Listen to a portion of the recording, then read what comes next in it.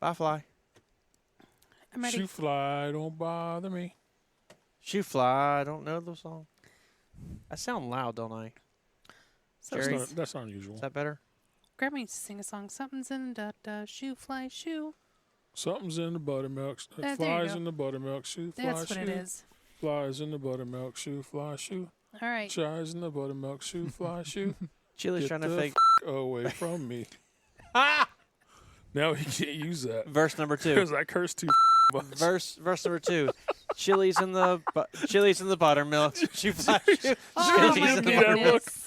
Jerry's giving me that look. Because I was Oh, already yeah. thinking that's a perfect I can intro, and then fucking you have use to go. that. I did on purpose. So you gotta go- can't use you it gotta go- without having to do a lot of work to get rid of it. Oh, beep. The whole song we beat out. It's funny. You're welcome. He's already crying. We haven't even started officially. Jerry, the look on Jerry's face, I just knew it. I knew it was coming. Hi, I'm Patrick. Hi, I'm Vince. Hi, I'm Melissa, a.k.a. Buttermilk. Hi, I'm Eric. Hi, I'm Jerry. And we represent the Lollipop Guild.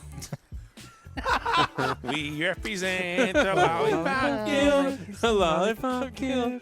Lollipop Guild. That's enough of that. Yeah, it's been a day. It's been a week. Ooh. It's been a month. It We has say been. that every single episode. I know. We say it's been a It's rough been- week. It has been a rough week. I had a great week. Oh, it's been a great week. Productive week. Let's talk about temperature for a second, shall we? let's We go. like to talk. What would an Outer Belt episode be if we didn't disclose the weather in Ohio at this Yeah. particular moment in time, which sucks. But a day ago, Oh, beautiful. BEA, Oh, my goodness. beautiful. Beautiful. I had the doors and windows open. It was We did work. too. Why Heat, Yeah. heat off, the whole works. That could explain my power bill. We didn't do that. Funny, Oh. I have the doors and windows open every day, Yeah. no matter the temperature. Yeah. The doors Yeah. and windows are open. I see. Yes. Oh, my goodness. You guys have it so lucky. Why? Because you're working inside all day. That's Some true. of you. Most of you.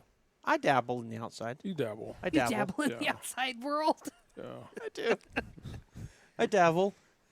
I try to bring the inside in. I'm thinking about a ficus. Oh, gotcha. Gotcha, yeah. Did you dabble today? I dabbled today. So I got the opportunity this week to do something. I posted about it on social media and had a bunch of people congratulate me a little prematurely on it. I don't know if you saw or not. I got to solo. Solo. Solo, you can't hear me. No. So I disclosed last week that I've been doing some private pilot license Yes. lessons, and when you get enough lessons and enough hours flying in an airplane, you actually get to fly by yourself, solo, not Han Solo, but like, but it literally, like people are so stupid. They take it so seriously. Like in the FAA handbook, it's like solo in bold print. It's like no one else in the plane with you. Wow. Like they're like bold. This is what this means in case you couldn't figure it out.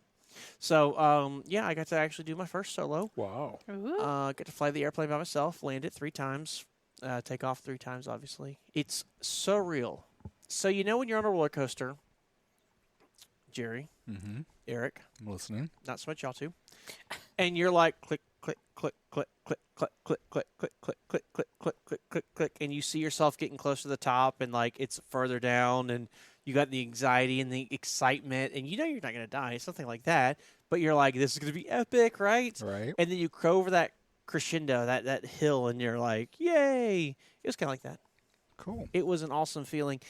There was never a point where I was like, oh, I hope I can pull this off or whatever. Like, you know what I mean? Like, there was no, like, nervousness of, like, I'm going to fail and die or anything like that. Right. But there was the excitement of, like, wow, I could do this myself. Like, this is what I've been working for and I'm actually getting to do it now. Right. And there were a couple times I was doing it and flying around, and I was like, I would get a little bit of nervousness on the back of my hair would start to raise or whatever, and it's like, no, you've done this for a long time now. I've got 50 hours in an airplane or something like that.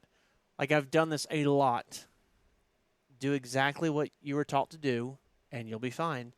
And every time it was exactly just perfect, and it was a really, really great experience. I really enjoyed it, and I can't wait to go do it more. Of course, I do it, and immediately the weather turns south. So, like, the ideal would be I would do, like, a solo flight, and then the next day or two I would do another solo flight, the next day or two do another solo flight, so everything's fresh. And the weather just, it completely turned on us. Turned on us. It turned Definitely. badly on us. Does your instructor, while on the ground, still talk to you? So they have the ability to, but the idea is no. The Oh. idea is I'm here if you need me, but hopefully you're able to actually, do everything without me. So that's kind of the goals. And before I actually got to that point, my instructor had stopped talking me through stuff, right? So they're more like sitting there watching, observing, letting me do everything. And then they weren't really giving any feedback, a little more relaxed, that kind of thing. And it's funny, actually, on the last landing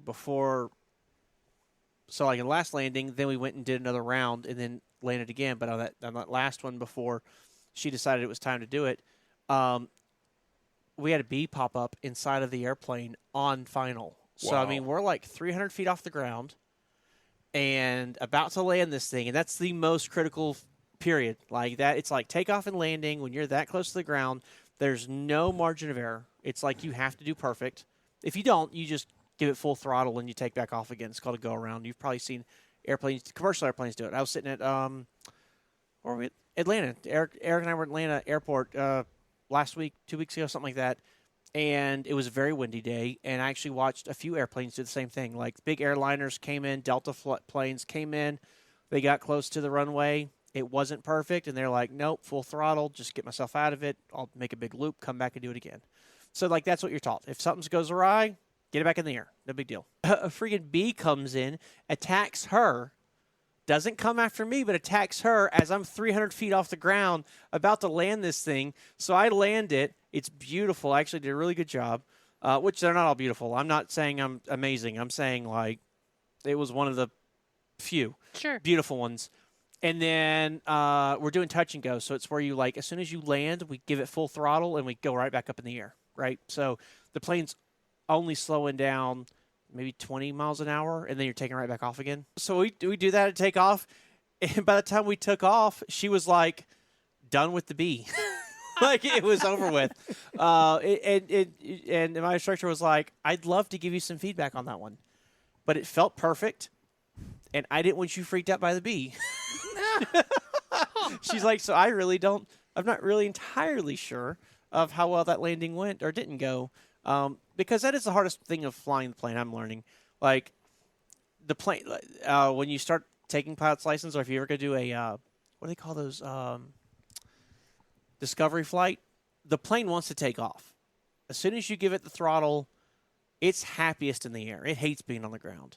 Once that propeller starts spinning, it wants to be in the air, and it loves it, and that's its happy place. So taking off's fairly easy. I mean, it gets complicated with other environmental issues, but if it's a pretty day, it wants to be in the air. It's going to take off, no problem. Landing it, the plane wants to be in the air, so it doesn't want to land.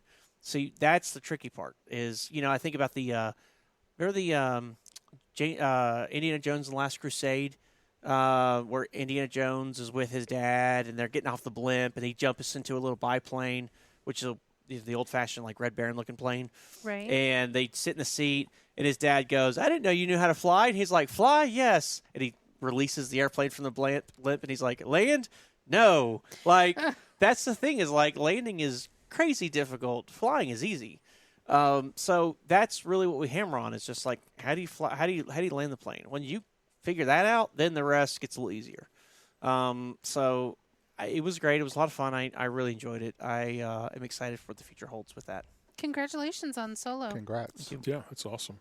It reminds me, the feeling you said you had when you were taking off and you're doing your solo, reminds me of when I first drove a truck by myself. Mm-hmm. Been through school, got my CDL, been with my trainers for however long, and I get my first load, show up, get in my truck, do my pre-trip, and I'm leaving the yard by myself for the first time. Yeah. It was like the freedom of it was great, right? I'm doing what I've been training to do all this time. It's great to have that freedom, but I'm out here by myself now. And now I'm not in the air. I'm on the ground. So a different thing there. But Yeah. I'm now pulling this tractor and trailer on my own by myself. It's kind of that feeling. And then the whole landing thing, to me, equates to parking a truck. Yes. Now I have my trainer here to help me with corrections.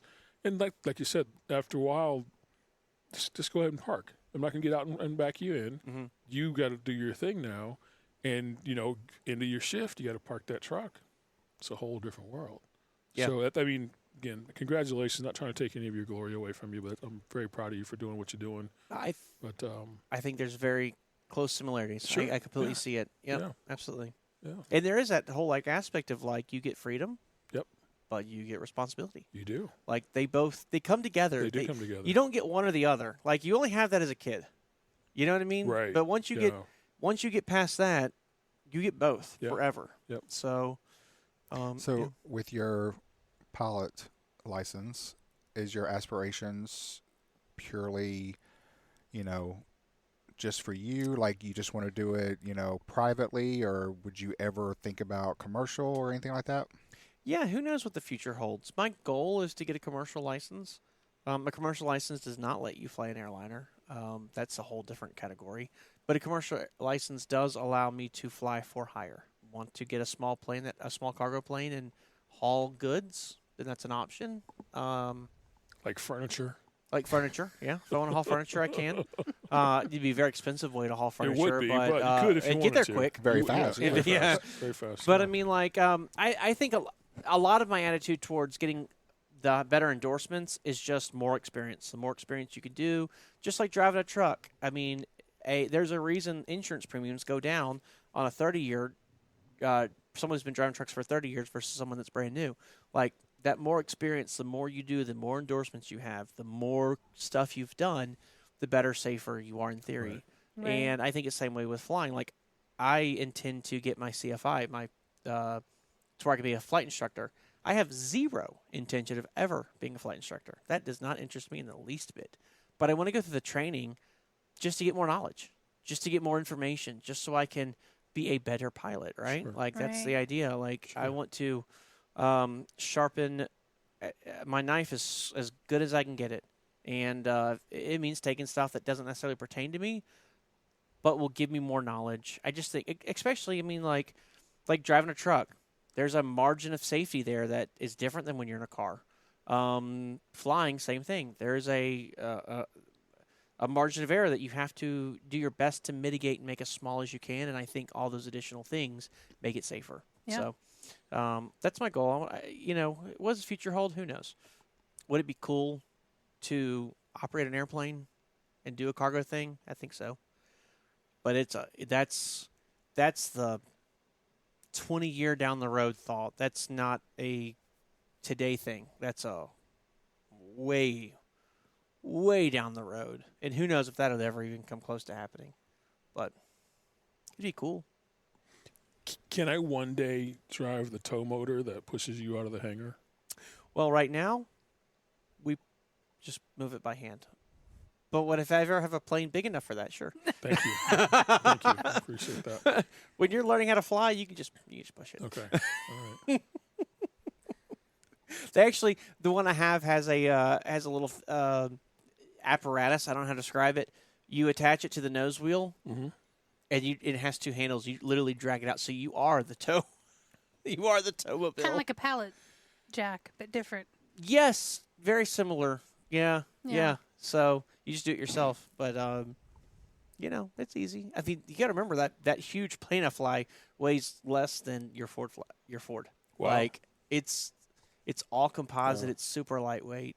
So it's you can literally just push it. Kelly saw a picture of me because if you saw the one on Facebook, she saw that. She's like, I didn't think you were in that small of a plane. It's pretty petite. It's pretty small. It's a 4-cylinder engine. It's a tiny little thing.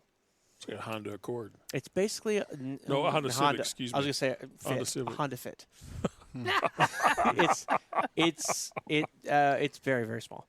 I think the whole cabin's 4 foot wide. Wow. It's very small. Wow. But it's fun. It's really cool. I'm enjoying it. Is it a and 2-seater? It's a 5-seater. I don't know Ooh. how you could fit 5 people at the back or 3 people in the back, but you could fit 4 comfortably. But it's a coupe style, so you got to move the seat forward like a two-door Civic, and Yeah. they got to crawl in the back, and it's fun. I enjoy it. I look forward to seeing what the future holds, and maybe one of these days we can go fly somewhere. We'll see. But a lot of people. So solo is, again, like I said, you got to do so many solos before you can actually like go to your next steps in flying, which is flying distance cross country. So now you're flying not just around your airport, but now you're flying far away. Now, I think when people hear cross country, Yes, they're thinking Nevada. New York to L.A. Yes. You think you described that to us something different than that. Can you help us out with that 50 again? miles is the FAA's definition of cross country. So you're going at least 50 miles away. So that'd be like flying from here to Cleveland, I guess. Which probably actually not even as far as Cleveland. Yeah. Right. But it's just you're at that point you're going so far away you're not familiar. If you drew a 50-mile circle around Columbus, there's no way you'd be familiar with all that airspace. So now you got to use charts. You got to plan your trip. You got to have points along the way that you can see to be able to know, am I going the right way? You got to be able to read what's the wind doing to you, so you know how to fly the airplane to make sure you're going the way you want to go. So that's my next phase, is learning how to do all that stuff. I'll do a couple of those trips with my flight instructor, and then I will do a couple of those trips solo as well. Ooh. And then after that, I do night. So then we actually have to wait for the sun. We have to wait. The FAA defines night as an hour after the sun's gone down. And now that we're getting into summer It'll or be spring, a lot later. that means it'll be like some 9, 10 o'clock flying for me. Wow. But you do have to do so many hours of nighttime flying to be able to get your private pilot's license. They want to make sure no matter what's thrown at you, you're able to get past it. So once you get your private pilot's license, then you can get instrument rated, which means you can fly the airplane in clouds, so you can't even see anything out. You just strictly go off the instruments of your airplane. Even in the private, they teach you some of that stuff just in case you accidentally find yourself in the clouds. Then here's enough stuff to get you out of that situation, right? It's an interesting experience. I've learned a great deal. It's way more involved than I thought it was going to be. Going through it, I understand now why flying is so safe. That's one thing you definitely get is like, they're not joking. When they say safety above everything else, there are so many checklists. We talked a couple days ago, over the weekend, we were hanging out, and I ran through some of the just stuff you have to agree to before you even get in the plane. It's a long list. Yeah. Yeah. There's a lot of stuff that you have to go over. And again, for us private pilots, we just have to make a mental note and go through it. A commercial pilot has to actually go through and certify that they accomplish all that stuff before they even leave the hotel to go to the airport. Yeah. Like it's a big deal. So It was interesting that it's not just the safety of the plane or the aircraft, but the safety of you as a person, your personal psyche, your well-being as well. absolutely. Yeah, it was interesting stuff. Yeah. So at what point do we get to put a GoPro in the plane and watch you fly? You know, I've got a buddy of mine. He's also getting his pilot's license, and he's done that. He's actually recorded some video of him flying, and he's even had, as a solo, like a student pilot, I can't fly anyone. Like, I've never asked y'all to join me in a flight because Right. I can't. Sure. But if you were to go with me, my CFI could fly us all together, right? And he's done that with some of his family members, but I've not done that because I'm just trying to, like, every minute I can get in a plane, I want to be learning. I don't want to go Right. joyriding. Don't want to waste time with it. Yeah. But like there's some flexibility there. I just never have done it. I'm not big in showing that side off. Like, I don't know if that makes sense. Like, It I don't makes want to sense, sure. advertise to the world that I'm in the middle of this. I mean, again, I've been flying about a year now, 50 hours into it. And they do go by the minute. So I mean, 50 hours is 50 legit hours. And most people are just finding out that I've been doing this. Like, I just try to keep it a little private, a little close to the vest. Part of that is because I was nervous I wouldn't get through it. I don't want the embarrassment. But at this point, I want to get through it. But also, like, I don't know, just I want to stay focused and get through it as fast as I can. And the weather up here in Ohio, I didn't realize was going to be such Oh my a goodness. hindrance. Yeah. Especially with the El Nino going on. The El Nino, like, we've had some weird stuff that's happened here where people are getting across the entire, like, I'm a part of a flight school, obviously. Across the entire school, it's less flying than what they normally have because of the weather. So that's kind of been a hindrance. I know there have been times where weather on the ground's been great, and we were like, "You got canceled?" And you're like, "Yeah, the wind up there is insane. Yeah, not good for Yep. flying. Yep. Whereas we don't feel anything down here. So. yeah. Interesting. Our clouds, even. I mean, we've had some very comfortable days, but the clouds are at like 1,200 feet as a private pilot or student pilot. They have to be 1,500 feet above the ground, so I've got to be able to fly 1,000 feet above the ground. And then there's got to be 500 feet above me to the clouds, so it's 1,500 feet. Right. Well, beautiful day, but maybe it's cloud overcast day, but Yeah. 1,200 feet clouds, but the weather's perfect outside of that. I can't fly.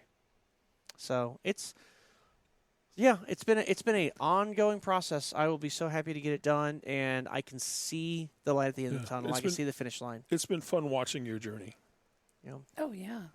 Yeah. Well, we were talking about, or I was mentioning just now, y'all being over here this past weekend, and we were just hanging out. So we scheduled conflicts and stuff outside of recording last week. We've just had a hard time all getting together and hanging out. So we was it Saturday y'all came out? Yeah, it was Saturday. Yeah, it was Saturday. Saturday, we hung out downstairs. The weather was pretty cold outside, so we weren't able to really enjoy ourselves too much outside. But we rearranged the furniture. We put I have a fireplace. There's a fireplace down here, actually behind the cameras. So as an audience, if you imagine behind you, there's a fireplace, but it is condemned. We can't use it. It's not really condemned. I just can't use it because I need to get one little repair done. And you know, when you own a house, one little repair could take 10 years to do. It could. And so I put the electric fireplace in front of it. And we hung out down here and enjoyed a nice cigar. There's a company out there, a small boutique company called Carnival Cruise Lines. You may have heard of them. I believe they have the fun ships. They sell inside their store on the ship. They sell a cigar that I've not seen anywhere around here, and I like it. So I actually got a couple to bring back so that I could share it with Vince and we could enjoy that because we don't smoke a cigar very often, maybe once a month. Like it's pretty rare. Yeah. But this was one that I liked a lot, and I really want to share it. And so we got the chance to try it. I bought this fancy air purifier so that we could enjoy a cigar in here without making the room smell and all that stuff. And it was a great time. And I was like, this is cool. You know, I can do this. And then, you know, the smell will be gone. Well, here we are. It has lingered. 4 days later. Jerry, what did you notice when you walked down here? It stinks. Oh, my gosh. I don't know what's going on. Like, I thought this fancy pants air purifier would actually Would work. would work, and it's not at all. It's not like terrible smelling. No, it's not like, you know, someone smoking in a truck for months on end and then you Yeah, climb no, in it nothing after like they that. get out. It's not like that at all. I smell that. Yeah. Yeah. No. But it is you definitely notice it when you're used to coming here and smelling nothing and then Right. fresh and clean. Sure. Yeah. You definitely notice it. Yeah. Yeah, I was a little bummed out about that. And we have, it's been a while, several months ago, we have smoked down here before, again with this purifier, Yeah. and the smell went away.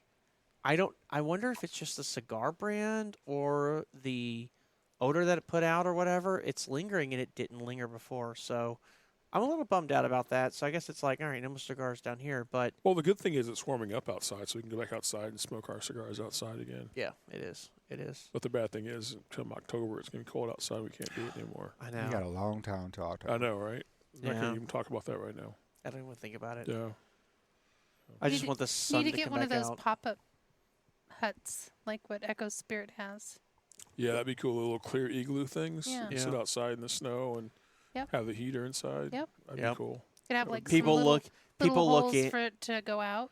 No, you got to trap that in. Yeah. People, No, we're Hot not. people boxes. look We're at. not hot You ever, boxes. you ever, Hot you ever boxes. been? There's not many airports that do that anymore. But you ever been in one of the airports back in the day that had the glass room in the middle of the hallway and it was for the smokers? Yeah, I remember Well, I that. think Las Vegas still has one like that, and it's just like a fog Yeah. machine inside this glass room. I used Ew. to smoke whenever I was younger in high school, and me and my best friend Missy, I would swing by her house, pick her up in the mornings because I had my license, she didn't, and I'd pick her up, and on the way to school, we would smoke like freight trains, and we would have the windows rolled up, and we would sit in the parking lot at the school and smoke probably 3 or 4 before we ever got out of the car, and then we would open the doors, and it would just come boiling out, and everybody would be looking at us. And I tried. That's funny. I tried so hard, man. I just never could get into smoking.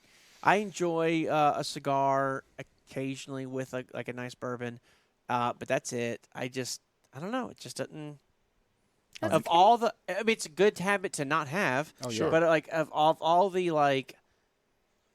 bad habits, that was one that I actively pursued, and my body was like, no, we don't like this. So I've I never been got quit it. for many, many years, and I'm thankful I quit. Yeah, yeah. It's one of those things where like, I get it because you get a little rush, you get a little buzz or whatever, but the amount of information we have today on the health aspect of it, and I got a lot of friends that smoke. And no one's kidding themselves. They just like it, and it's fine. I like my bourbon, and you're not going to tell me not to drink my bourbon. I mean, you like within the perimeters of the law, sure. But right. it's like, so I certainly understand that. Right. But Everybody has their vices. yeah, Good friend of mine once told me, "We're all going to die of something." yes, I've Yeah, heard that. Very wise man. He was a wise man. Yeah. He is a wise man. He's still with us. Oh. You said was. Well, He is a wise man. okay. Well, I'll go with that. Tread lightly. Carry a big stick, right? Oh. So, Melissa, I saw that you had something you want to talk about that's happened over recently. Yeah, well, while we were having nice sunny weather, the West Coast was having a huge blizzard come across. From Dairy Queen? Wouldn't that be nice? I haven't had one in a hot moment. M&M's. Anyways. Duet? M&M Blizzards. Oh, they're my favorite. That wasn't Dairy Queen. Was that Dairy Queen? Or Yeah. Yeah, Blizzard. Yeah. So, Uber they had Eats. noted that there was going to be a big snowstorm and that you should take warning. It was California, Donner's Pass, and a lot of people didn't heed the warning. In fact, it was a 4-day snowstorm. 4 days? Yes, 4 days of snow, heavy winds. I think I saw somewhere 190 miles per hour at the peak was Wow. reported. But heavy wind, heavy snow. More than 100 inches of snow fell in the 4 days. It did end up, That's over 8 feet. yeah, it did strand about 200 to 400 trucks, or 200 to 300 vehicles. I don't know if did any of you see any photos of it across your I did. screen I or did. anything? Yeah. I did see. Like they were knocking on doors of people where the snow had just piled up, and I'm like, I could see carbon monoxide getting you. Yeah. You know, a lot of things like that. But I read articles about, electric vehicles were stranded because they couldn't clear out the charging stations, and they ran out of. There were a couple of autonomous trucks that were going over, like semi trucks. Wow. Anyway, huge snowstorm. It didn't help that Caltrans had stated that only 8 of their 30 snow blowers were working during the time. So they posted on X, I guess is what it's called, Twitter. X. Yeah. But they posted that only 8 of their 30 snow blowers were working. Okay. That's interesting. But 8 feet. yeah. Have you ever seen In a 4 snow? days. Have you ever seen a snowblower with an 8-foot? I mean, like No. that's so. I'm 6'3". That's me standing up, 2 foot 1 inches In 4 days. higher than me. Yep. And they also were having, like, because of the wind, there were, like, 15-foot snow drifts in specific areas. And to put that So- in perspective, again, the trucks are the 18-wheelers that you see across the road are 13.6. Yeah. So they're 1.5 to 2 feet Taller. over Yeah. the 18-wheelers. Some of those videos and stuff that I was watching, the snow was literally piled up on the sides of their trucks, over their hoods, and then like halfway up their like Windshield? driver's window and Yeah. windshield. I mean, and we're not just talking blowing snow; like it had snowed completely up because they were Right. stranded. I saw where they had one of those back end loaders or an excavator, Yeah, and it was like just digging snow out so people could open their door. yeah. Wow. So I learned Well, I have 2 comments, I guess, kind of on it because it really amazed me. How people don't heed the warning of a huge snowstorm, and not just truckers, but car drivers as well. And I get that's up to Lake Tahoe and all of that, and people going back to California or whatever. But how do you not heed a warning like that? Like snowstorms coming, huge, big blizzard. Like here in Ohio, I saw people. I think part of that is people get complacent or desensitized. Yeah. Thank you, to the news because they hear all the stuff on the news, and especially in Southern California, at least when you hear about a snowstorm or a rainstorm, if it rains in a half an inch, it's Storm Watch 2024. Seriously, that's what Yeah. it is. All the news channels are out, and they're in their NBC4 rain slickers and stuff with their umbrellas, and it's a storm, and Right. it's Yeah, but your river fills you're up not when you used do to that. it. The river does fill up, yeah. But I think that's part of it. People are desensitized to it. Or if you're traveling, Donner Pass sits between Sacramento, really, and Reno, Nevada. Right. So if you're traveling across I-80, even if you're not going between those two cities, you're just traveling across I-80 and you're not familiar with Donner Pass and the weather on Donner Pass Right. and how treacherous it can be when it does snow or rain, Yeah. then you're not thinking about it. And it's like, oh, yeah, it's not going to be a big deal. It's a big deal. It truly is a big deal up there. Yeah. And let's also look at the fact that you have weathermen are not always correct. That's true. A lot of people, Yeah. my grandmother always told me growing up, if you lie a lot when you're a kid, you're going to grow up to be a weatherman. And I remember living in North Carolina in the mountains, the blizzard of '93. All week long, they kept saying, oh, we're going to see, half inch to an inch of snow. We ended up getting 3.5 feet. Wow. Yeah. Wow. So- Wow. Wow. Well, and that's happened here. I mean, like not to that extent. No, but it happened thankfully, here a couple but weeks ago. a couple weeks ago they Yeah. said half an inch to an inch of snow, Mhm. and we got 4.5 inches of snow, Yeah. not feet, but inches. Sure. But still, they're not always right. I mean, like, look, you from Florida, like Yeah. you're from Louisiana. I've been to a hurricane party. Hurricane's coming. Take shelter. All right, let's go party. Like, Right. get the music set up. Back then Yeah. it was we were listening to the radio station. There was that's all we were doing. We were doing CDs because you remember CD, you got to constantly change it out or whatever. Yeah. We had the radio station going, 102.5, I think it was, WFMF, right, Eric? I think that was the station. Anyways, and yeah, I mean, like a hurricane's coming. Yeah. I've been through many, many hurricanes, and they all sucked. Every single one of them sucked. But there's level of suckness, right? There is like the power's going to be down for 6-8 hours. Right. Woo! Let's go party, right?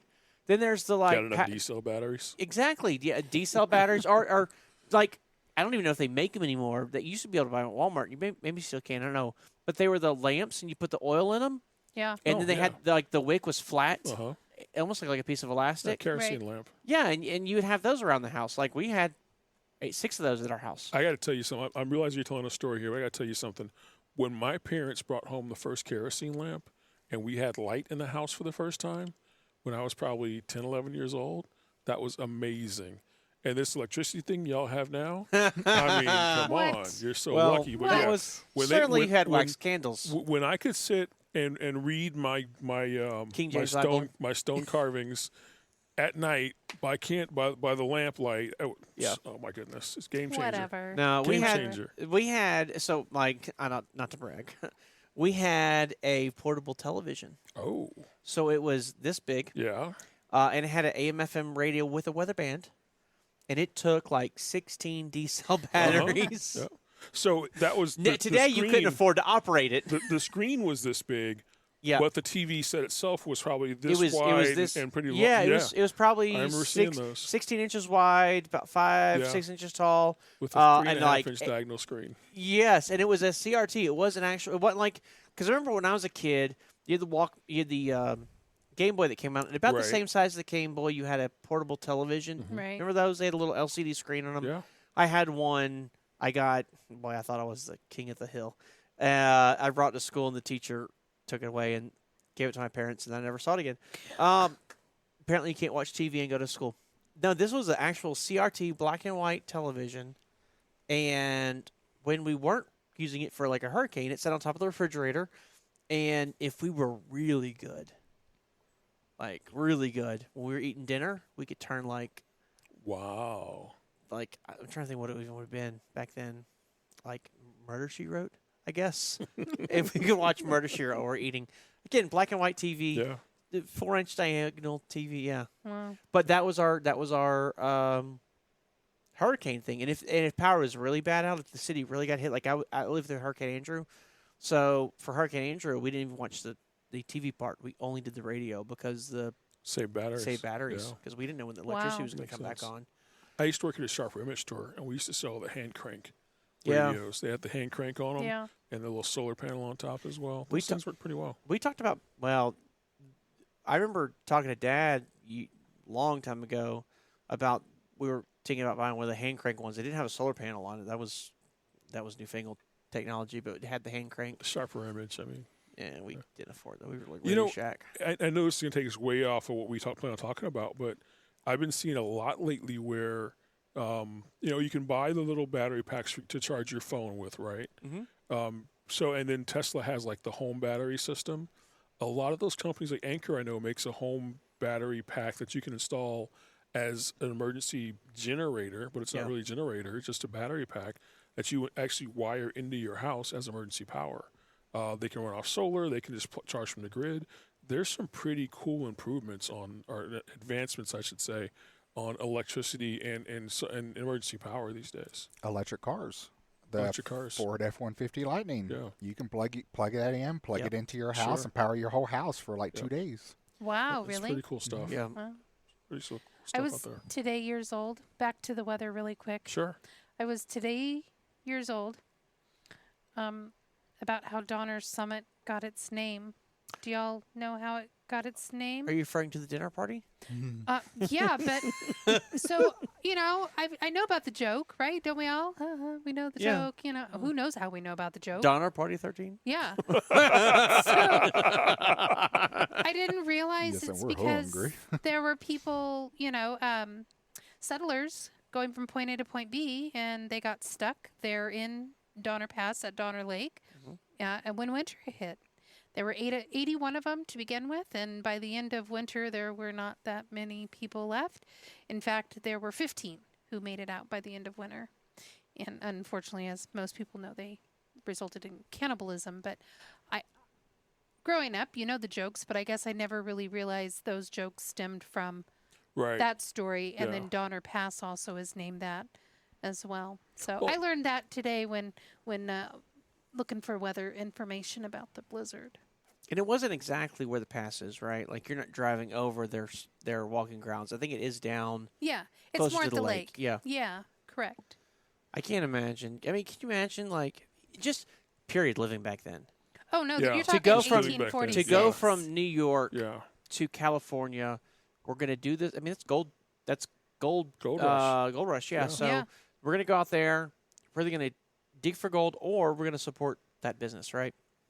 San Francisco's a town. It's nothing. Right. It's the same reason why so many people got caught up this time.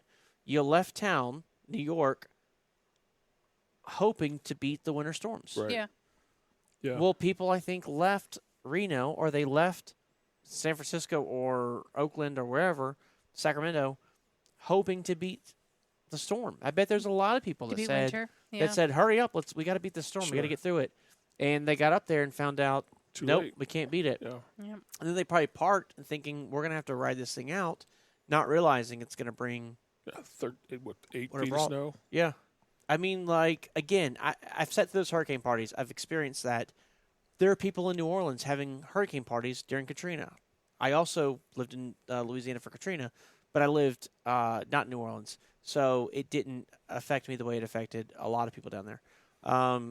But they were, thinking this could be another hurricane. Let's get some beer and let's do a turkey fry. Let's, you know what I mean? Like, Laissez les bon temps rouler. absolutely. Let the good times roll. Like it was like let's Conversationally. have a lot of fun. Let's make this thing Yeah. happen.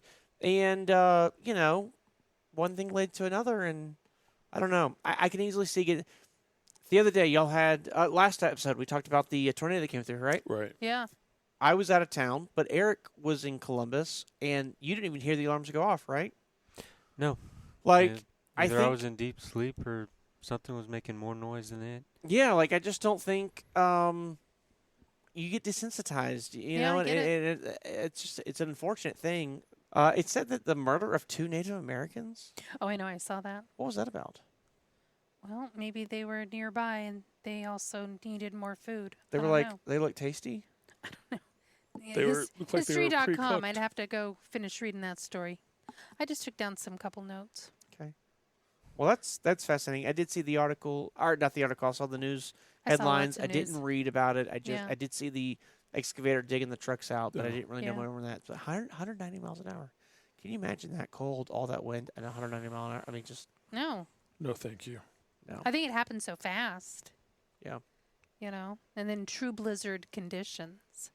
So Just stranded people. did you have any of those blizzard conditions when you lived in Oregon? We had heavy snows. You know. Yeah. Um. But true blizzards are y'all too far west for that. Growing up as a child living in Central Oregon, I remember very heavy snows, very frigid temperatures. I don't know about a blizzard per se. Well, what is a Um, blizzard, though? I mean, how do you define what a blizzard I think is? kind of a whiteout where you can't quite Okay. Yeah. see All right. because the snow's blowing and falling I was and all going of to say, I that. think the wind has to be like above 60 miles an hour Okay. or something. And Yeah. I do think mountains when I think blizzard. And here in the east, I think they call it more of a snow squall, similar, but snow squall is the straight line winds. So where the Oh, yeah. winds pick up the snow over on the side of the road and then blow it at the same time as it's falling. Yep. So those are more of a snow squall, similar. We got heavy snows. I grew up with it. You just got out, you shoveled it, you plowed it, you did, you know, you were shoveling it off your roof so your roof wouldn't cave in. Most roofs were very steeply pitched and they were made of aluminum so it would slide off naturally because the heat source was wood fire. So it just was part of. I do think though, as I got older, the winters got less severe. And I Milder. don't know Mm. what that has to do with. Interesting. But I, you know, as a middle schooler, I remember large amounts of snow and maybe graduating or even a young adult when I still live there, much less snow. So Well, maybe I was laughing maybe- just now because I got down the rabbit hole on YouTube a couple weeks ago of guys were reviewing tools that they used to clear the snow off their roof. Oh, wow. Mhm. I didn't even think that was a thing. Yep. I grew up in Los Angeles. Sure. You know, How often did y'all get snow? once as a kid growing up, and it didn't stick. Yeah. Yeah. So yeah. So I mean, but I just those things that you just aren't aware of. So sorry, I was laughing about that The kids used to sled off the roof onto the snow pile because it was that- so high. because it was so high. Yeah. So, well, where it fell off and met Right. The just ground. the eave yeah. or whatever, the Mhm. ground, it just kept sliding off and sliding off over the snowstorms. So eventually, at some point during winter, They touched. they touched. It's awesome. So they would Yeah. just Well, that's like as a kid. I remember in elementary school and maybe middle school. We're talking about buildings and architecture, but very high level, like not anything crazy. And I remember them talking about like homes in Louisiana have a very mild pitch to their roof because all we're really concerned with is getting water off as fast as possible, but we're not really concerned about snow or ice. And the more you pitch it up, the more expensive it gets right. to re-roof, to build in the first place, all that stuff. So they got a okay pitch, but nothing crazy because, again, we're only concerned about water. And they talked about how, like, in Colorado in the mountains and stuff, you get the chalet with the very steep pitch and all Mhm. that stuff.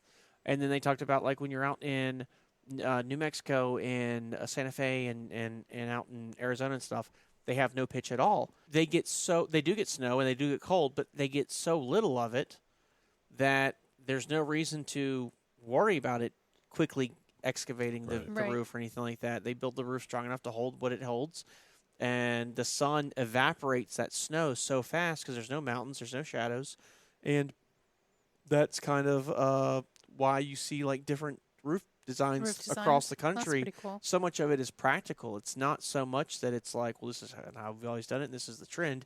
a lot of it is just like, well, no, this is what's required due to snow load or due Sure. to ice load or due to winds. And again, that's the other thing. Out in the desert, you get those super strong winds that come through there. If you have a real pitched roof, you'll rip shingles off Oh, in yeah. a windstorm. Yeah. So nobody wants that. So Right. you kind of build for what you've got, and it was really fascinating. I've wondered that. My house has a very, very, very, very steep pitch for the area. Most houses are not as steeply pitched as ours is. We don't get any snow accumulating on the roof at all. It all comes off pretty fast. And when I had to have this roof replaced, it was stout because of the pitch. Yeah, And but the- And we have a lot of angles. and we have a lot of angles, and I've worried about, because it is such a steep pitch, enough wind, because we get some. We're Midwest. We get Oh, yeah, enough. we get some good winds. We get some good winds through here. I've wondered about, like, man, hit that shingle just right and just rip a whole patch out. Yep. Yeah. So I have worried about that. Now that we've been through a couple summers, I know that tar and those asphalt shingles is really turned to glue, and Oh, I think yeah. it's fine by now. But at first, when we replaced it, I'm like, oh boy, I could see a good windstorm coming through and just ripping them right up. Someone posted on here something about the Pennsylvania cameras with speed mounted cameras on a vehicle. I don't know who posted that. I saw this on a group for Panther. I think it was Panther. No, it wasn't actually. You know what it was? It was a group for Airstreams. Those of y'all don't know. Panther, Airstream, very yeah, similar. I'm a big fan of Airstream motorhomes. I think they're really cool. But I did see one there. They were talking about, like, be careful if you get to Pennsylvania. So I don't know who got the article, but I didn't see anything more in the headline. But I'm fascinated by vehicles with speed cameras. So it was me. So in construction zones, and Pennsylvania has already piloted this back in 2022. That was a 5-year pilot program. So they're going to have vehicles stationed in construction zones. Okay. They're only going to be active when construction workers are present, and they're going to be citing people for traveling 11 miles an hour over the posted speed limit. Boy, that's generous. I know, I was the like, first one, yeah, it is very generous. The first violation will be a warning, and then it's $75 for the second offense and $150 for the third and subsequent offenses. The speed violations will be civil penalties only, and no points will be assessed on a driver's license. Now, Yes, I know where you're that going with being this. said- I can already feel where you're going with right? this. If you're in a commercial vehicle and that vehicle is registered to the carrier and not to you personally, well, the citation is going to be sent to the carrier because they're the ones that are registered with The There's- DMV. the DMV, right, with that vehicle. So they're going to get the citation. It's going to have the license, the tag number. They're going to go in their system and pull the tag number, and they're going to go in their ELD system and say who was driving the truck that day. Yep. And they're going to forward that citation to you. That being said, they will also be able to look at that and put that on your record potentially with the carrier, even though it won't be on your MVR, License. Yeah, motor MVR. vehicle record, as a moving violation. They will know, and they will have a record of that citation. So some carriers, like I know FedEx Custom Critical does this. If you get a warning for a speed, that's as good as gold for them for as a citation. Sure. And we actually tell people, like, and we should talk about this in a future episode. If you get pulled over by a cop and they're like, I'm going to give you a warning, but they give you a written warning, then that's worse than getting a speeding ticket. And FedEx Custom Critical considers that the equivalent of a speeding ticket. And so if you get a 16-mile-an-hour speed limit or speeding warning, it didn't matter if the cop let you off. Right. You're gone. Yeah. Like, that's over their threshold. It's a zero tolerance, and you're gone. Panther, I'm going to try and say this nicely. They're a little more accommodating if it's your first offense, within reason, Right. but they still reserve the right to treat it as Sure. such. Yes. Sure. So if you're a brand new driver, or I'm sorry, not brand new, if you've been driving for 40 years and this is the first thing you've ever gotten your record with Panther, they will weigh it against how you operate.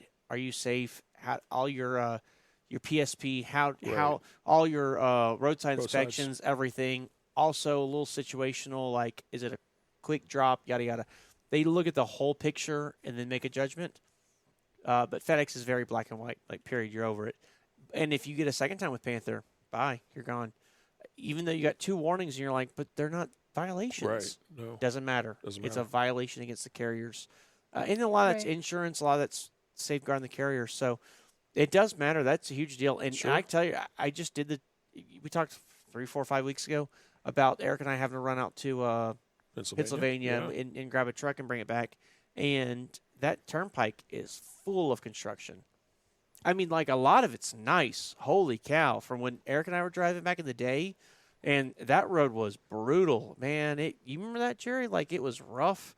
Like, Very. the turnpike was the worst road you could take. I would jump up to 80, right? Mm-hmm. All the time, because 80 was such a better road. But now the turnpike is really nice. It is so smooth. They have really turned that around, but there's still a lot of sections that are under construction. So, yeah, I think this is huge. I feel like the 11 is too generous, in my opinion. Being a fellow driver out on the road. the 11 with a warning is super generous. And I thought Yes, the very. citation fees were not strong enough. I'm sorry. I want people to be punished. no, There's no reason to be driving so fast through a construction zone where things get narrow. You have to pick a side to drive on. Maybe it's not the side that you normally drive on. You know, the K-rail's like right there. it is mean, right there's- there on the turnpike. And there's no reason to drive that fast. How about the workers? Why would you want to? I always drove very slow, even slowed it even further down if I saw people and if I wasn't able to move over. I mean, I don't understand why you would take risks to drive 11 miles over. So they're saying that they did a 5-year pilot program. In that 5-year program, they collected some $7 million in fines as part of that pilot program. Nice. Okay. Wow. They're also saying that there was evidence that this program reduced the incidence of speeding, that only 17% of people who received that first warning were repeat offenders. I can see that. I still agree with you that 11 mile an hour is very generous. That's pretty. If you're already reducing speeds in a speed zone, and people are going that fast above the speed limit, that's still pretty dangerous, I think. Yeah. But it looks like it's working. I know when we're going to go way back. We're going to go like 2009, 8, 9, something like that. I worked at a bank, and it was pretty far away from my house, probably 30-minute drive. And it was all interstate. It turned into highway. So have you ever been on one of those? It's an interstate, and then interstate ends, highway Yeah. begins. And right there, people would always just maintain the interstate speed through the highway instead of slowing down. And so they would, as soon as you crossed into one town, they always had it was a trailer. I always had a trailer right there with the speed camera. And I got popped like twice for speeding back then. And same thing, civil fee, different one on my license. Right. Nobody's the wiser. In my personal vehicle, and I had to pay the fine. Both times I was fined. There was no warning. I paid the fine twice, and upon the second fine, I never did it again. Like, ever. Even if I went back today, I would slow down. Still know right where that's at. I know right where it's at. I would slow down. Yep. I would, now granted, that's not a construction zone. That's a fixed Sure. area, but and those fines weren't high. I don't think they were $75, but I think they were like $110 a piece. Right. Yeah, I mean, most people, you dig in their pockets, $75, Oh, yeah. $100. Yeah. I don't agree with the warning. I mean, I know they're saying it has some effect, but again, I agree with Melissa. If you're speeding that fast through a construction zone, your warning was the sign leading up to the construction zone. It wasn't after you got popped with it. Right. There are so many between construction zones and wreckers or tow trucks. There's so many fatalities So a many. year. I'm sorry, I don't know that you get a warning. I think at that point, if you're going to speed through those areas, just like 11 I feel the same over? way about school zones. Yeah. If you're gonna speed through those areas, Yeah. you got to pay it. You got to be slapped on the wrist. It can't Yeah. be a warning. I'm curious how many of those we get to pass on to our people. But something that's a little more time pressing. Who is the I-55 Mississippi River Bridge? That'd be me again too. Okay, this one's really interesting to me because since I've been driving, this is the third time it's been closed. So Really? please tell what's up with it. So, Because the I-55, I-4, I'm sorry, second time. The other one was I-40. Sorry, yeah. but So but I-55 was closed at least twice, or at least once other time. I-55 across Mississippi River, which is on the Arkansas Memphis, Tennessee. Tennessee border, right outside of Memphis, is going to be closed coming tomorrow, starting tomorrow, Sunday, March 10th. I don't know my days.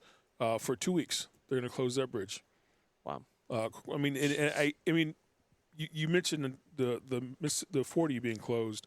A couple years ago, the 40 was closed, and they found that it was falling down, basically, and that caused a huge There was a beam mess. that was cracked. So a beam that was not cracked.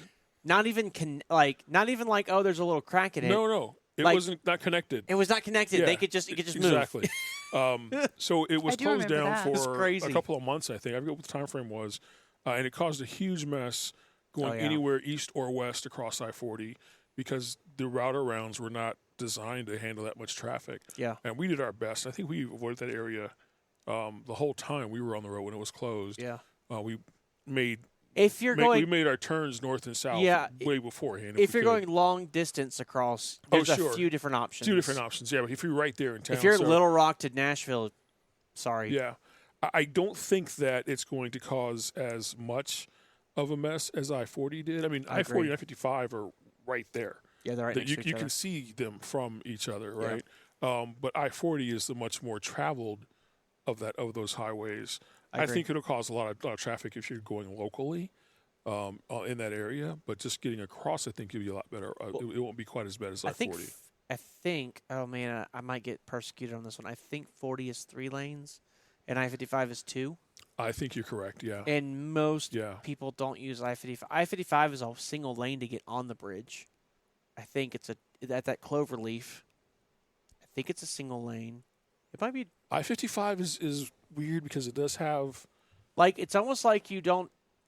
It's a weird intersection. It's a very weird intersection because it's almost like you're not even like you're changing interstates altogether, but you're not. You're actually You're not- staying you're- on. but you're 55. changing directions. You're changing. Yes. So 55 splits off east of west of the Mississippi, it's a hard left, Well, but you actually make a right prior to to get on that- there. Yes. west of the Mississippi. I-55 and I-40 split. Yes. I-55 continues going southeast, but not very. It's mostly east and not quite south Yeah. until you cross the river, and then it's a hard right to go due south Yeah. on 55. So if you're making that transition and they're going south, yes, you're dealing with I-55, but you can still make that from I-40. Yeah. It's just a little further east than you'd normally go. And real quick, a point of context. If you're like, hey, I'm thinking about being a driver, I'm not, or even if you're not, you just want to listen to us for fun. The interstate system works where the 10s, so 10, 20, 30, 40, 50, 60, 70, 80, 90, going across America, go east and west.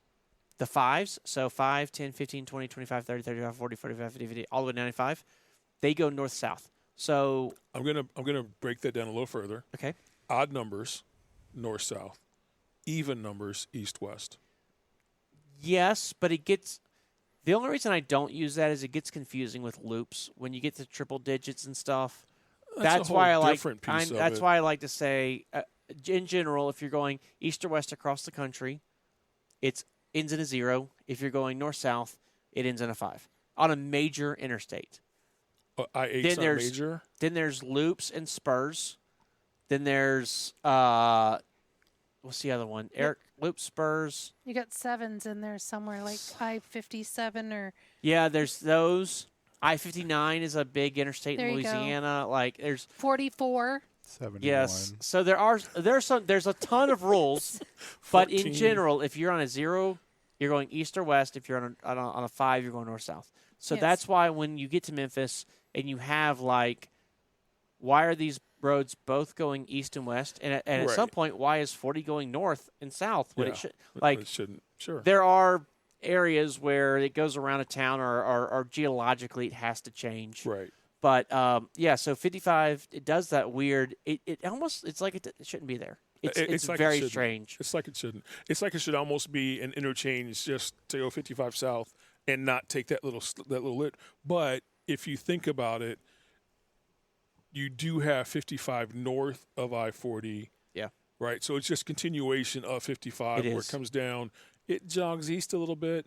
It was easier and a little less traffic congestion to have that little bit extra 55 off of I-40 and not make it just part of I-40. So it kind of makes sense. Well, and it's older. I-55. It is older. Yeah. I-55 through Memphis is a much older bridge Sure. than I-40 is. Yeah. And it's just south of town. You could tell at one point it was like the main thoroughfare, You can. and then town was built north Yeah. of it. And I-40 actually kind of it cuts through Memphis in a weird way. It does. Where really north of I-40 you have nothing but the hospital, St. Jude, and you have pyramid. The pyramid, and that's it. That's it. Outside of That's that, all there's you nothing got. else there. It really Yeah. killed commerce and boxed in downtown Memphis, which, you know, like Eric really more than me, but he's opened my eyes to a lot of this of like bad civil engineering. And a lot of interstates are bad civil engineering. A lot of them really screwed over towns and really messed up urban areas and created suburban issues. Sure. It's very fascinating to see. Sure. And Memphis is one of those where they do that. But again, 55 is much older. It's much smaller. I do agree with you. It's way less trafficked than 40. So now I don't think it'd be as big of a deal as when 40 shut down. But it's definitely it is going to cause more congestion. Oh, I mean, sure. if you took, Sure it will. even though it's less, if you take all that and put it on 40, Right. You're still adding to 40. and the those bad interchanges as well. and the thing I worry about is you have a fender bender on 40. yeah. Then what? You You shut don't the have- you don't whole have that interstate alternate. down. Yeah. Like it really You're really rerouting. yeah. Ferries across the river. Just kidding. It's been it's funny down in Louisiana we had a ferry between Plaquemine and Baton Rouge, and because the Mississippi River is so curvy, it really wasn't that far from the Baton Rouge side on the ferry. But if you were on the Plaquemine side, it added like an hour to your commute because you had to go all the way around the river to get to Baton Rouge. So that little ferry, it stays busy, and to this day, it's free one direction. It's a little bit of toll money the other direction or something like that. Wow. But it's yeah, Worth it. it's yeah, absolutely. There were many times I was working down there doing gigs or whatever, and was like, yeah, we're taking the ferry across. My cousin sent me a video. She lives in the Pacific Northwest, the one I just went and saw Madonna with. And she sent a video, and it was a ferry up there, and it was taking on water. So, like, the cars were getting flooded because, it's open to the elements. Right. Oh yeah, But the waters Sure. were so choppy. The water was coming in, and it was coming up the side of the doors of all the cars. It was going up the stairs to where the Wow. people were sitting. And I would assume that your car got ruined, but so you're the whole ferry's just taking on water. just hoping for good seals on the doors. Yeah. I guess. Exactly. Yeah. Exactly. Yeah. I don't know. I think that would be scary. Well, that was what was so funny about our experience in Seattle, and also Eric and I experienced this when we were driving truck in Prince Edward Island? to Prince Edward Island. from Halifax area, Sydney, Nova Scotia, from Nova Scotia, and Mississippi River Ferry is a flat barge, and on the left hand side is like a little bitty tiny cabin, with like one pilot, Right. and he can drive across river and right back, and it's just a flat. You just pull on it like you're on a parking lot, basically, and that's it. You go across. We do the Pacific Northwest thing. I'm sorry, the Prince Edward Island thing, and it's a ferry, and we're like, all right, we have idea what that is. No, this ship.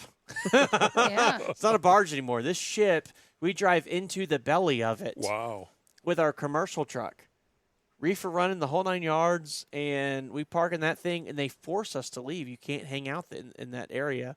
So we had to leave and then go upstairs and like sit in a whole other area while we made that commute across the channel.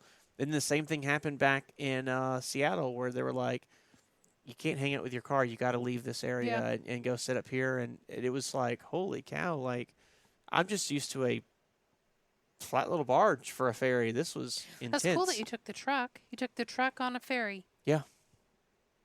Yeah. Oh, That ferry had a restaurant upstairs. it did. And it introduced us to what? Lobster? Lobster rolls.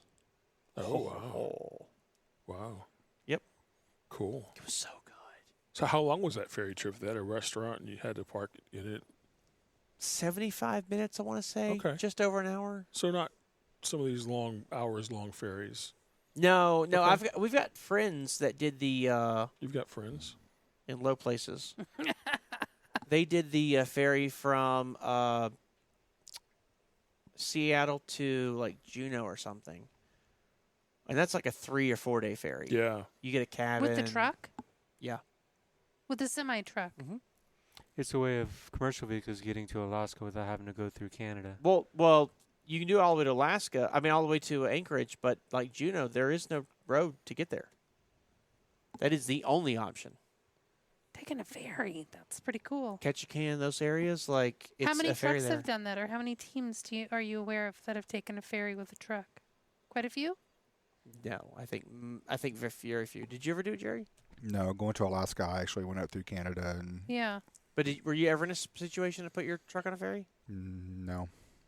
I think we could have that one time. Right to Hawaii? Yeah, the ferry to Hawaii. Yep. Yep. That was a Norwegian cruise line right now. We made that delivery in Washington, in Seattle, or near Seattle, the backside of the music festival we went Yes. to, Yes. where David took the ferry from Whidbey Island Yep. to meet get us. to us But I think we could have taken a ferry across there. with the semi-truck. I think so, yeah. Huh. When we didn't look into it, we had plenty of time on the load. We got there with plenty of Sure. time. We Sure. took our time, and we were on the west side of the Sound, Right. and so you had to come way down around to get out. But I think we could have it on that trip. We just didn't look into it. We had time. We were new, too. Newish. We were relatively new, yeah. Wow. So That would have it's- been kind of cool to do. Instead, they took the long and winding road. We It was did. beautiful. We did. We got paid for every single mile too. That's nice. Thank isn't you it? very much. Yeah.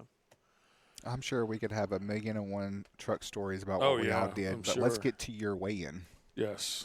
Do we have to? I've been trying to avoid that the whole night. 276.9 pounds.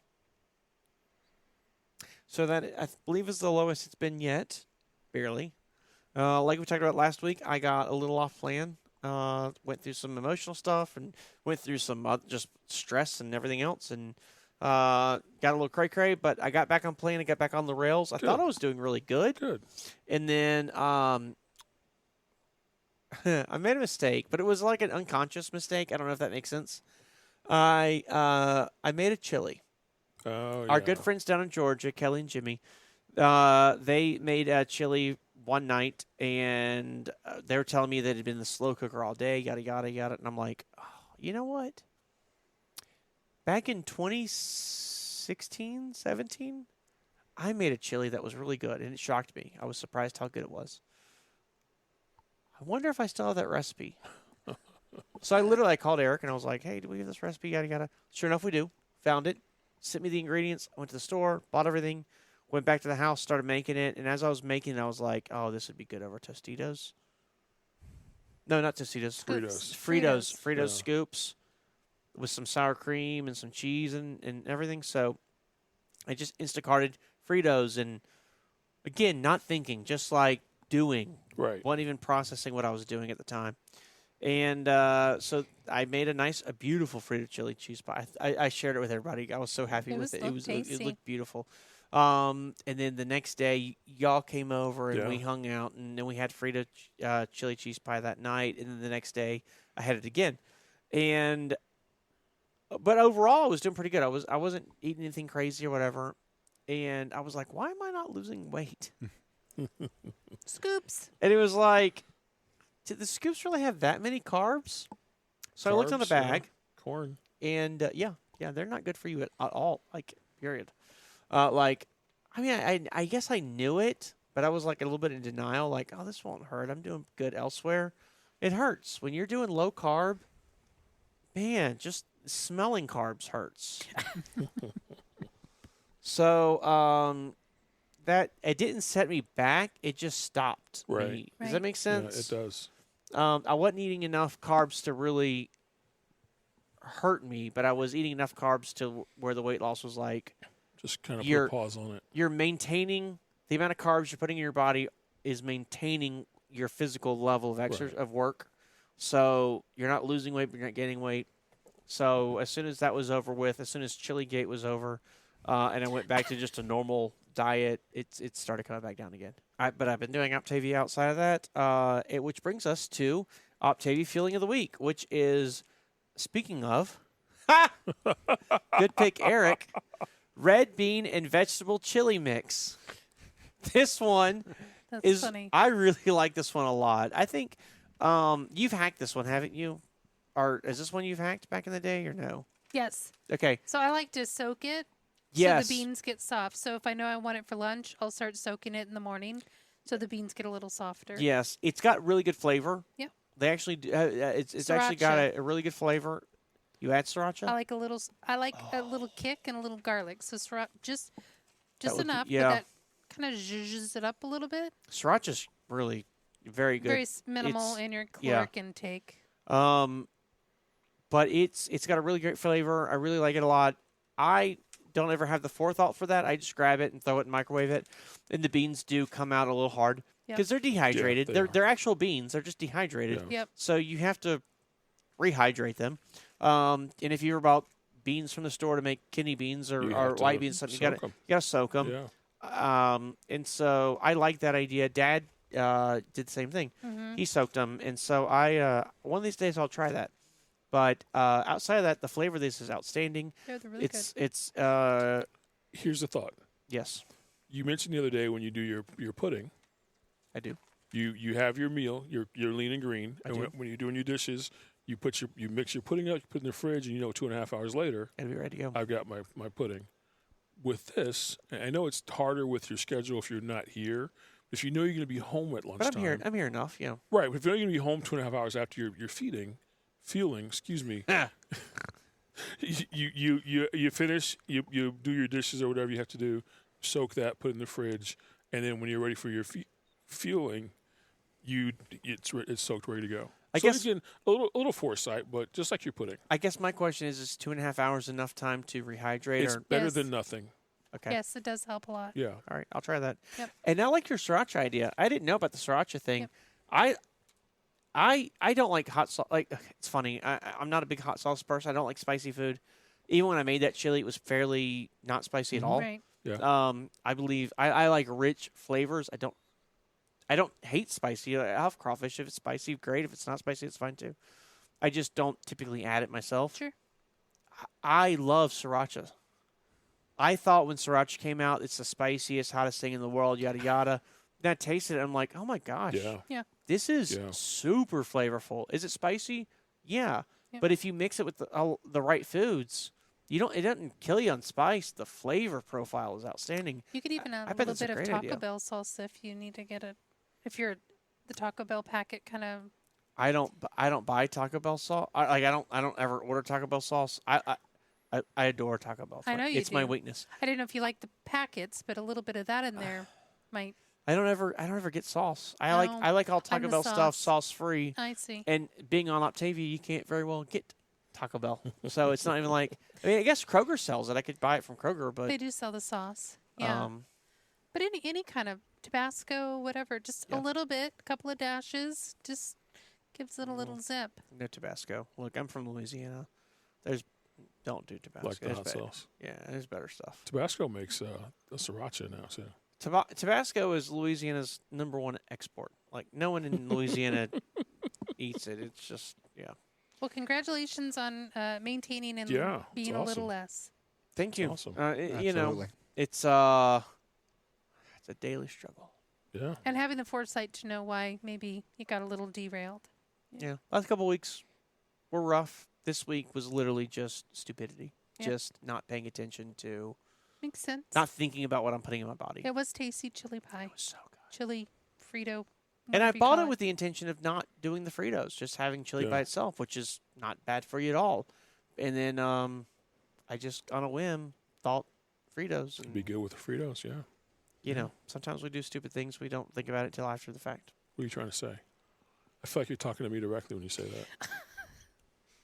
It's kind of like when you open a Right. power steering fluid Yes. container Yes. irresponsibly, and it gets all over your brand new Yeah. jeans that you just bought. That hurts. Anyways, Yes, absolutely. Like the video, hit that subscribe button. It is free. It does help us out with the YouTube algorithm. Go ahead and share the video if you know someone who may enjoy listening to us ramble and talk on. Listen to us on all your favorite streaming podcast apps. We are out there. we are out there. We are getting lots of traction on that. And wanted to go ahead and also throw in one quick little thing. Some of you may have watched me from the Extra Boogie channel. I am now starting to do more live streams over there on my channel. So if you would like to come over and catch a live stream, chat with me, or chat with some other people from Hyfield, because I do plan on having some guests, go ahead and visit my channel, the Expeditor Boogie, and would love to have you over there and talk with you sometime. Is that what you call a shameless plug? Absolutely. Okay.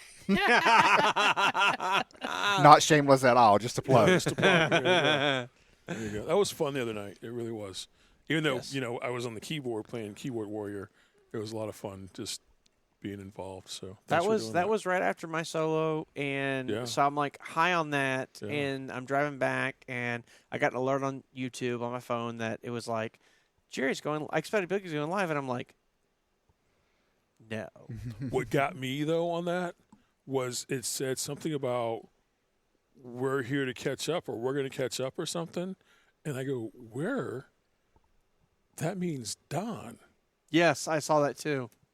I saw Imagine that my too. disappointment when Don didn't appear on the video. Well, Jerry promised he would be there for the next one, so I'll tell you a little behind the scenes story that Mhm. happened. After the live stream, he comes back up to me and he goes, well, he went and changed clothes, and he's like, I was going to pop in whenever I played the commercial that I did for Hyfield. Right. He was going to pop in right after that and say hey to everybody and talk for like a couple minutes and then pop out. But, yeah, he didn't do it.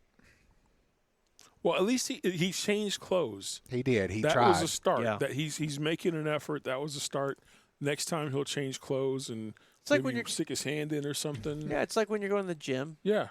First step is you change clothes. Right. You're like, Yeah. okay, these fit all right, Yep. but Okay. another hour of sleep would be nice. Exactly. You got to build up Next to time you drive to the gym.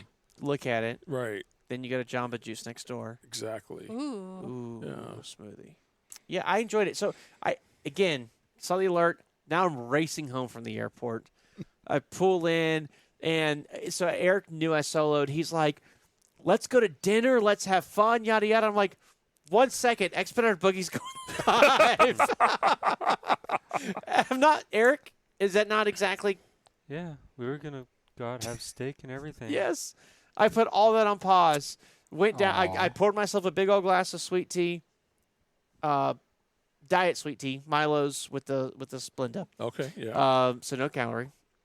I went down on my back porch, and it was the last day of the pretty days. So I sat on the back porch and I watched you and Eric sitting right across from me. He had to turn his volume down because he was a few seconds behind. We couldn't figure out what was going on with that. But yeah, no, it was a lot of fun. I enjoyed interacting with everybody that came out. Can I tell on us? Uh-oh. So we sit there watching on the big screen on the TV, and we each have our device in our lap, so we can comment individually while we watch on TV. But we have our phones turned down, so nothing syncs up, right? Yeah. So the phone's turned down while we sit there with it on 3 different screens. So we've done that before when a different person we knew that was doing some live streams, and we would do that, put it on the TV, Mhm. and then we would sit there and text back and forth. That was on someone who they did all much later, like Yes. 9, 10 o'clock Right. kind of things. So there's no sense of being outside. It wasn't pretty anymore. And also, it was just so beautiful of a day. It was like, We gotta I hang that TV don't want outside to. one I of these don't want to days. sit inside. I really want to, because I knew this weather was coming. Like, it's freezing outside right now. I knew this was coming, so I'm Yeah. like, I'm going to take every second of the pretty day that I have left. Yeah. You mentioned last There's a week TV back here that in we case had you're curious. 500 views on Apple Podcasts. Just over 500 downloads on Apple Podcasts. Downloads. Yep. Do you get an award for that? Do you get extra points? Do you get something I get a nice, pretty email saying congratulations with the little fireworks going off. Okay. Nice. Okay. But Something. you know, yeah, it's definitely a milestone. Nice. Yeah. We're actually closing in on YouTube. We are closing in on 900 subscribers. Wow. So please hit that subscribe button. It really, really would help us out. It costs you absolutely nothing. But yeah, we're closing in on 900 subscribers. But what does it cost the user? 0. Absolutely 0. And you know what? What is the euro translate to? What it gives How many you, euros is that? What it gives you is it gives you the notifications. Make sure you hit that notification bell. So And yeah. if you don't, if you do that and you find you don't like what we're doing here, we'll give you your money back. 100%. 100% of what you paid to 120%. watch this, we'll give back to as you. long as you don't unsubscribe. And if you don't like what you hear, thumbs down Right. and leave us an ugly comment. Yeah. We take Let us that know too. what you want to hear. Jerry reads every one of those comments. I Every do. one of them. And I respond to everyone as well. I think I read most because I'm the owner of the YouTube Right. channel or whatever. Yes. Yeah. So I get the emails and I scroll Yeah. through and look and I'm like, okay. We still got to get to Raylene. I know she is out there. I still have a suggestion from her that I love, but it's one that I have to research. And I'm like, I got to get to that. I saw it. Gotta We'll find get to that it. time. In the meantime, everybody, we're going to be at Matt's in a couple weeks. Yeah. I don't. March 21st, Yes. Yes. 22nd, 21st, 22nd. 21st, 22nd. We're going Yeah. to be there Thursday and Friday. There is it goes through Saturday, but we will not be there on Saturday. So if you're there Thursday, Friday, look for us. We'll be walking around. I'm sure at some point we'll be at the ARI booth, and I'm sure at some point we'll Yeah. be at the ArcBest. ArcBest booth, hanging out with our friends at Panther. But we'll be there. We'll be just enjoying the show like y'all are as well. It's a great show. Go out and see it if you can. Reach out to us if you're going to be there. We'd love to say hi, shake your Yeah. hands, maybe give you a little interview. Sure. Jerry is dying to give interviews. But outside of that, hate to beat a dead horse, but still have no word on Expo. At Yeah. this point, my gut feeling is it's not looking promising. I was on their website yesterday. And It said check back in the fall, For information on 2024. okay, Yeah. so which seems kind of weird. Maybe they meant fall of last year for 2024. I believe so. Oh, so yeah, That's it's very so- outdated. Yeah. Anyways, you know, we're working on some. We have a couple ideas for you, Hyfield family, for some stuff that we're working on. In the meantime, stay safe, make good decisions. Yeah. And don't leave money on the table. And keep those wheels a turning. Bye. Good night.